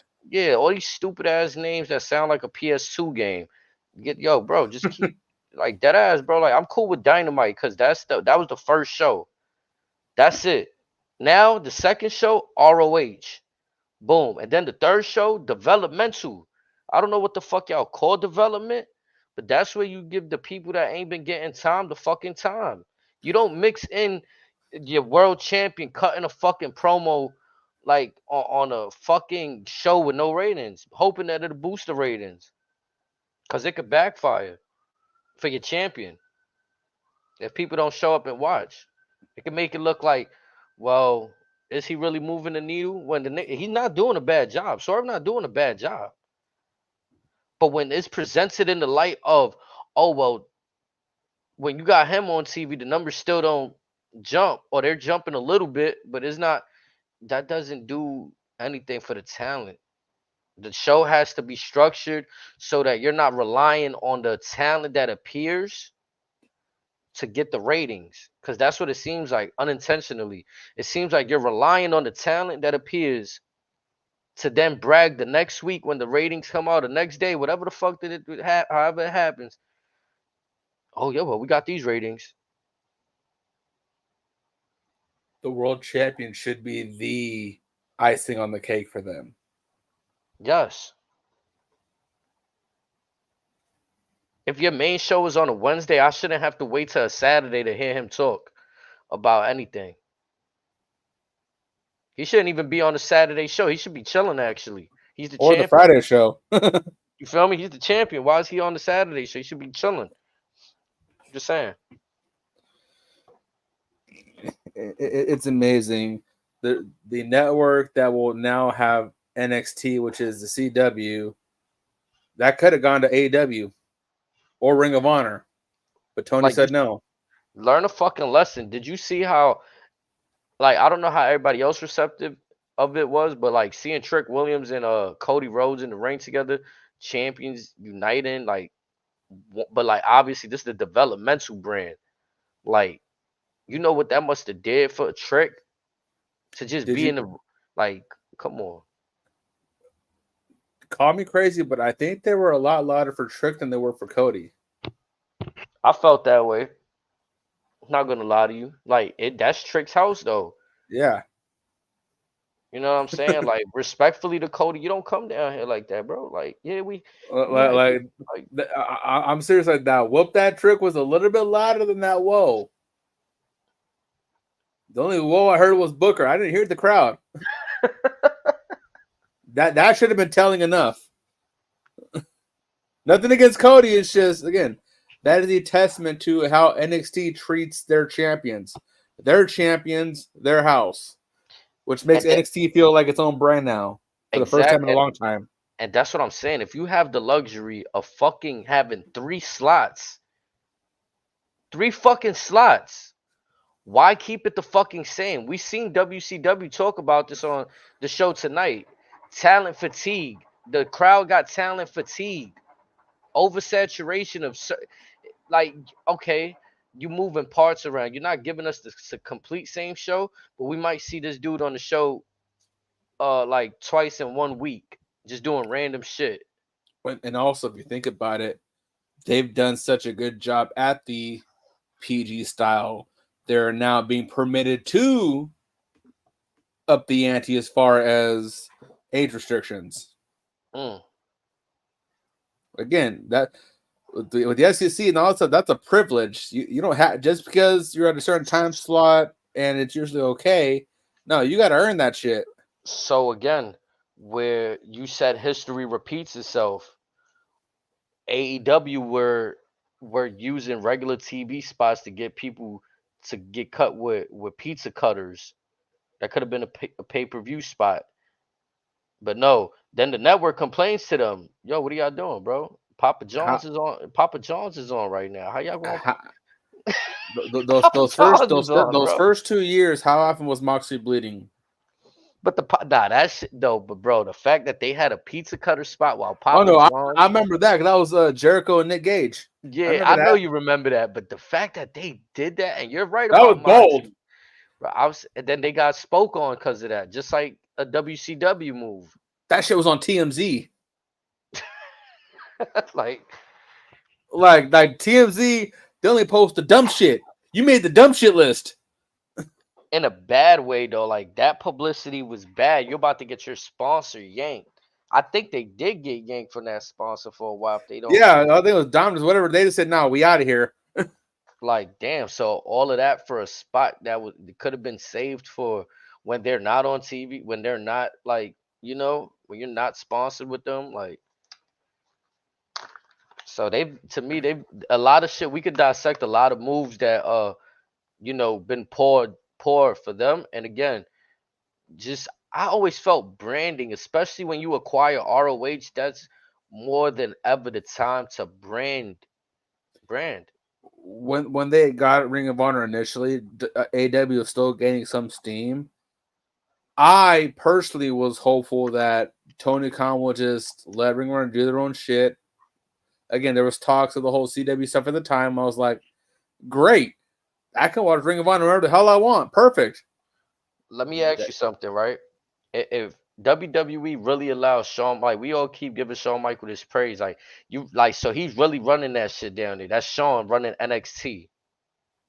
Correct. Why can't somebody run ROH for Tony Khan? I know and this is like, you know what I'm saying? It's a rhetorical question because we know the answer. He wants it to be all him. That's But what I to your said. point, yeah, Give it a Jay Lethal and Mark Briscoe. That's all you need. I just don't be understanding shit, bro. I really don't sometimes. I really don't. I can't.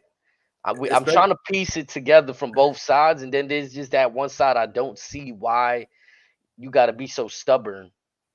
And like I said, think about it. You have arguably some of the greatest minds in the history of the industry on your payroll. They could have fixed your problems whenever the hell you wanted. Man,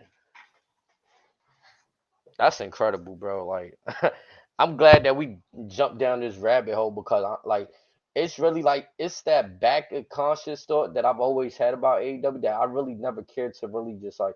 I just honestly, I'll tune in whenever there's something I deem must watch, like a MJF coming back, um, like Swerve potentially winning the championship got me invested. But beginning to end, 6 hours of their programming a week. I love professional wrestling. I'm gonna be honest, but what I don't enjoy is half-ass presentation. I'm not gonna watch FIBA basketball if the presentation is not right. I'm not gonna watch the Chinese Basketball Association for shits and giggles because I love basketball. That's why I mentioned basketball so much along with wrestling. Those are my analogies right there. I'm sorry. And again, I don't blame you, but like I said, it's a testament to how Tony has allowed things to go down over the last 5 years. What was looked at as a dream team of a roster that was kept getting big name after big name from the independents, we could have had something there. Then, as we quickly found out, many of these talented individuals were kept on ice. The pandemic hits, which kind of again halts their progress. So, if you think about it, 2 years ago was their actual first year because then they were actually able to get going. You had the Punk stuff go down, Cody and Jade leaving. They never really recovered from those two losses. Now we're at a point to where everyone's contract's basically up, and you have guys that are okay to say, "No, I'm gonna go somewhere else. I'm gonna let this contract run out. I'm good." Yeah, This is a place where everybody wanted to be, especially because Vince was still in the fold. Even when Vince was gone, and folks were telling folks that Vince is gone, folks still wanted to give AEW a chance. I mean that's probably one of the selling points, right? That like I'm gonna when go here because Vince isn't there. exactly, and but the But reason why, right? It was because you couldn't do things in WWE that yep, wrestlers wanted to do. Now you're being able to do, and if you show that you're professionally trained, they letting y'all get y'all shit off. Like we just seen tonight, Javon Evans do that spot. He almost got hurt, but they let him go for it. AJ Styles, Cody Rhodes, Styles clash off the steps. Like we're seeing more. We seen the but also in AEW you have Jack Perry being set on fire, Darby Allin yeah. diving through a pane of glass, Darby Allin being hung by his broken foot. See, certain shit just like to me, it's like it just don't make sense, man. Like again, now it's an era where I feel like Vince kind of like when he had Kane and Undertaker and stuff like that, he'll make these Inferno matches, and it was a one of a kind. Like, and even them guys like, damn, well, what the hell we supposed to do with this match, right? But as fans, I think we kind of intrigued by it and loved it. But we also understood that again, certain characters you get away with this, others not so much.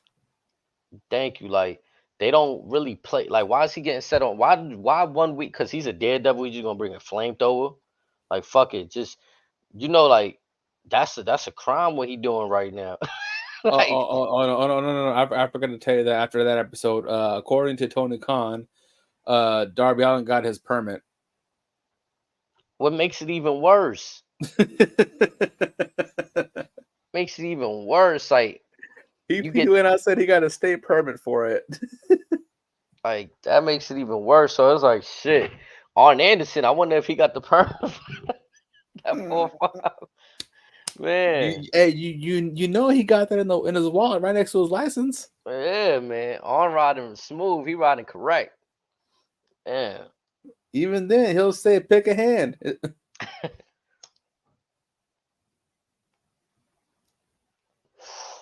No, but that little group of Cody, Spears, Page, and King, with or Very without telling. Arn, we got to keep an eye on that one.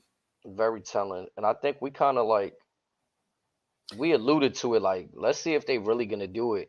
And I think seeing it though tonight really made me feel like, wow, they just did that. You know what I'm saying? And even down the road, you could say that Lexus King may not be worthy. Have Ricky Starks beat him out, and he gets a spot in.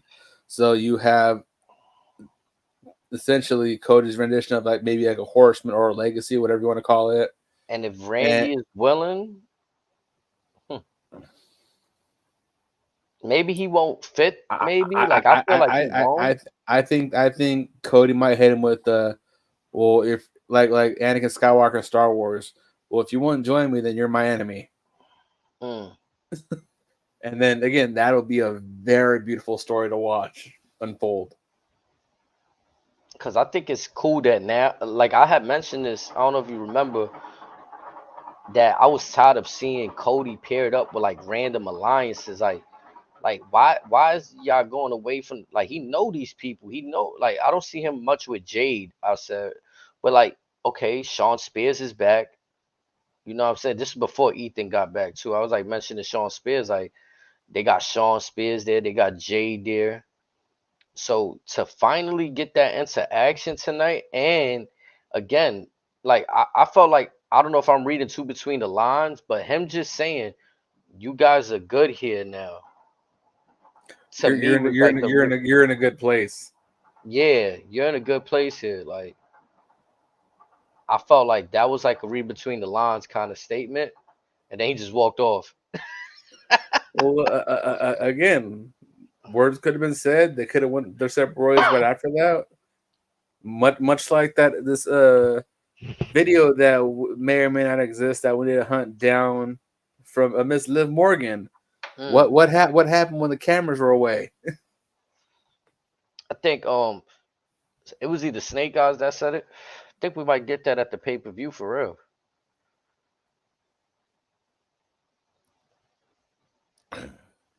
Possibly, Like what if there's like yeah they banned but somebody still or like Drew gets his hands on the footage somehow and nah I mean they play it right before the match and it's just throwing Damian like he just start thinking now. Like there's gonna be some shit. I mean, we're definitely gonna get it Monday at least. Mm-hmm. But Monday's already gonna be a jam-packed show. Man, I really want to see what happens on SmackDown because I'm interested to see if they announce anybody for Money in the Bank finally on that side.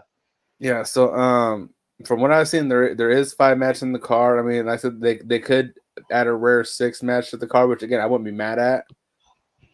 But again, we'll see. Facts, chat. Yo, I need y'all to get active with us, chat, man. Whatever y'all see out there, let us know what y'all talking about, man. Come talk with us. Know what I mean? Chop it up right in the comments, hit them likes, subscribe, tap in on my boy Razor on Twitter, tap in on my guy Snake Eyes on Twitter. You know what I'm saying? The conversation, I told y'all this yesterday, conversation don't stop. You know what I'm saying? Unwelcome to thoughts off the hip. Razor, before we get out of here, you want to say something? Y'all be smooth out there. Don't do dumb shit. Yes, sir. Y'all stay tuned, man. Peace.